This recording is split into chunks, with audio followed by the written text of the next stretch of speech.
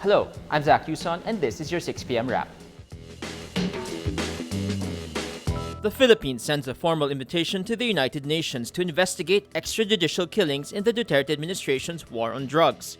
Executive Secretary Salvador Medel sent the letter to UN Special Rapporteur on Summary Executions Agnes Calamard. Calamard earlier expressed concern over extrajudicial killings in the Philippines.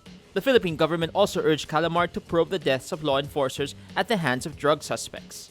Duterte earlier invited UN and European Union officials to probe his drug war, on the condition that they participate in an open forum where he can question them. A Pulse Asia survey shows 86% of Filipinos trust President Rodrigo Duterte in his first 3 months in office.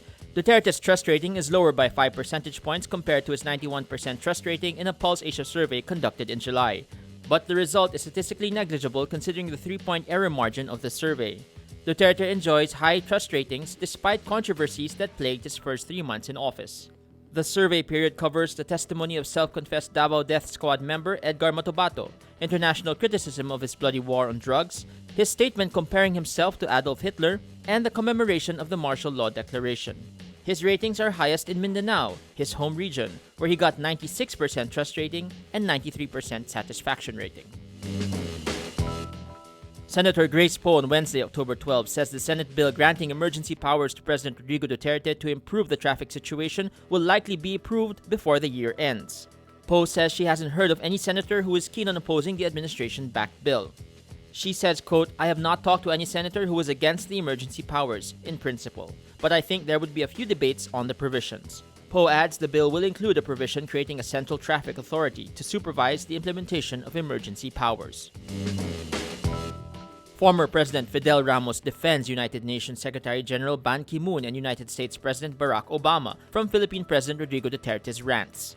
Ramos says Duterte's tirades against the two leaders leave a bad taste in the mouth. He says, quote, "When he cussed Secretary General Ban Ki-moon of South Korea, many of us who are Korean veterans of the Korean War of 1950 to 1953 felt hurt."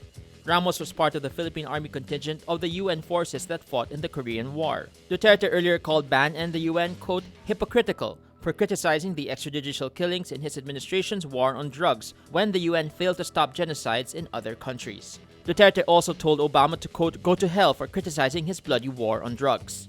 Ramos says, quote, "I consider President Obama a great president in the sense that he's the first Black American to make it all the way to the top. It's like a Mindanaoan making it all the way to the top to Malacanang. It's that kind of struggle of a minority." The Tourism Department urges Senator Manny Pacquiao to stage one of his boxing fights in the Philippines to boost sports tourism in the country. Tourism Secretary Wanda Teo says Cebu City can be a potential location for his fights.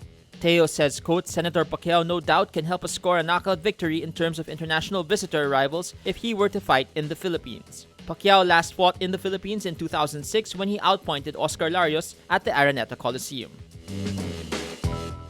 And that was your 6 p.m. wrap. Watch our updates daily at 12 noon and 6 p.m.